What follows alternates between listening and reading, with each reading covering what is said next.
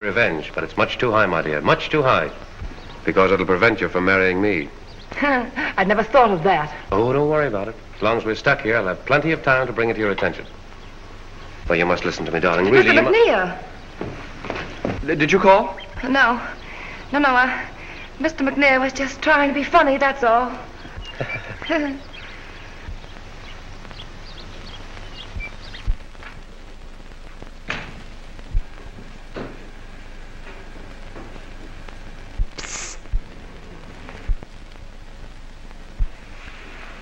Let's go see what she wants.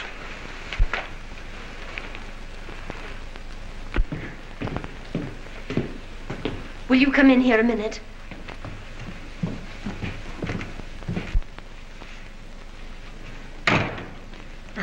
Drink? I needed one.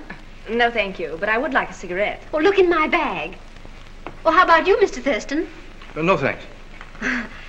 You know, we're all in the same fix. Are we? I'm afraid I don't understand. Oh, well, I happen to know that you're a couple of crooks. Why, what in the world? Oh, yes, you came here in my car. Oh, so you're the real Betty Summers. Yes. And my husband's coming here today for lunch. And do you want to get out before he gets here? Oh, he's here already. Really? Yes, I just saw him drive in with his brother. He's somewhere about, looking for me. Does your husband happen to be a policeman? Oh, of course not. Then we mistook him and his pal for the police and locked them up. What? Oh, that's marvelous. Send McNear up here. We'll dope something out. You wait in the car because it may be a quick getaway. All right. You better take your bag so you needn't come back. Oh, yes, of course. Oh.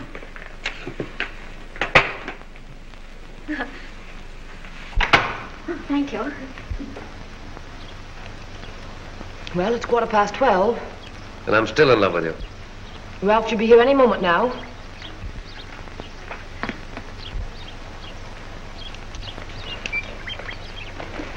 I shan't go far. Ralph and Arthur drove up a little while ago, and the crooks have locked them up.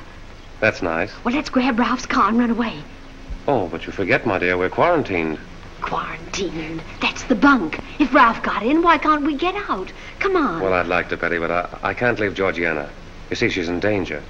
Oh, you can't leave Georgiana. Oh, very well. Keep your Georgiana.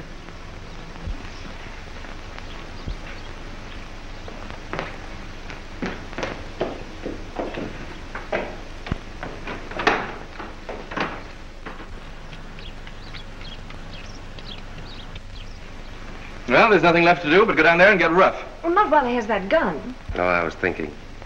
Now, Switzerland would be a wonderful place for a honeymoon. Mrs. Summers, there's a gentleman to see you at the front door. Very well, Jones. Well, he's here. Now, listen. No matter what happens, I'm serious. I love you. You know, if you weren't such a liar, I could like you.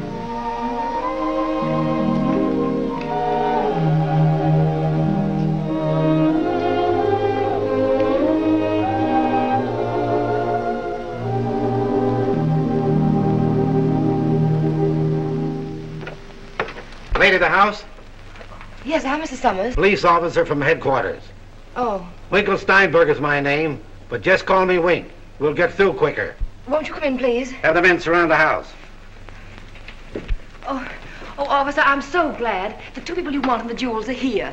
You're telling me? Yes, it's those awful Thurstons, but we've hidden the jewels from them and put them... Oh, well, the bag was there. So you had your hands on the jewels? Yes, you see... You put them in the bag, it was there. No, it isn't there. Huh, how surprising. Mrs. McNear must have taken the bag upstairs. I'll get it for you. We'll do all that. Round up everybody you can find.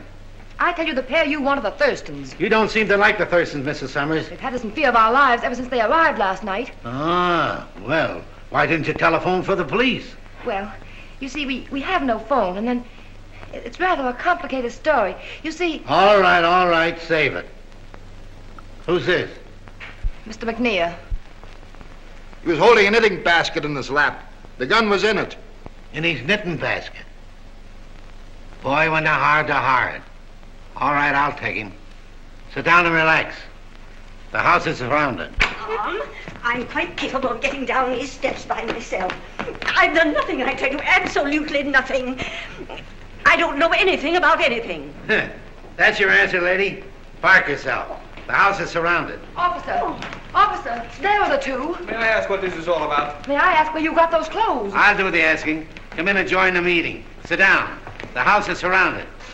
Is this all of them? That's all. Mrs. McNear is missing. McNear, where is your wife? I'm not married. Where's the woman you came with? I came here with Mrs. Summers. With this lady? No, the other Mrs. Summers. Are you speaking of my wife? Well, I'm here. What? Are you trying to pretend? Wait.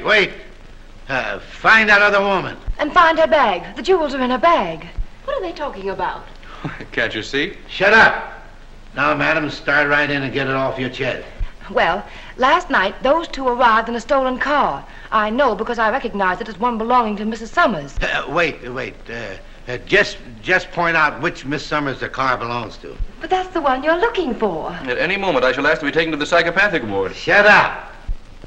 And now, madam, continue in your own peculiar way. Well, last night, this man stole into my bedroom while my aunt was asleep and put the jewels in the fireplace, my pearl necklace among them.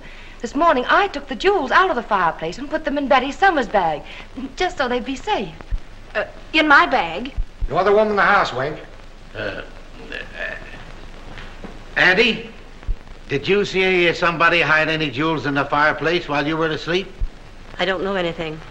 Aunt Julia. I don't know anything. Head of the class, Auntie. Now, McNear, what's your contribution? The naked truth. How did you get here? Well, late last night I was driving up the mountain with the second Mrs. Summers. Gee, now they got numbers. Yes, and at Twin Pines they warned us there was smallpox ahead. Well, that was just a little joke of mine. I can explain it to you. Not to me, you won't. All right, proceed. So the first Mrs. Summers very kindly put us up for the night. The first Mrs. Summers put you up with the second Mrs. Summers, and you weren't married to her? Quite unwittingly. You see, the first Mrs. Summers didn't know I had the second Mrs. Summers with me. I had told her she was Mrs. McNear. Oh, but I did know it all the time. Yes, and get this straight. While I was put up with the second Mrs. Summers, I was walking in the garden all night with the first Mrs. Summers. So if there's any suggestion of an indiscretion, I want you to get it right. Say, are you kidding me? Now, let me give you a lucid explanation to this whole business. You see, I was angry at Betty Summers because she stole my husband away from me. Why, Georgiana. How outrageous to say I stole him from you. Will you keep those two quiet? Georgiana, you'd better not talk so much. Auntie, you're the one cooking the whole bunch that knows your business. Well, let's see how you perform when the heat's on. Well, last night my wife and I left Santa Barbara in my wife's car to spend the night at Hillcrest. Well, just who do you claim to be? Why, Ralph Summers, of course. Oh. It shouldn't be difficult to prove. I'm fairly well known in Santa Barbara. Stand up.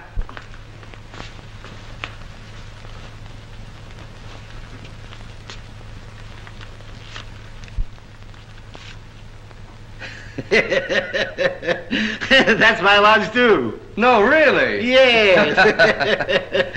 Any more identifications? Why, yes. Georgiana gave me this on our second anniversary. Oh. You know this watch? I didn't give it to him. He must have murdered Ralph somewhere and stolen those things. Georgiana, do be quiet.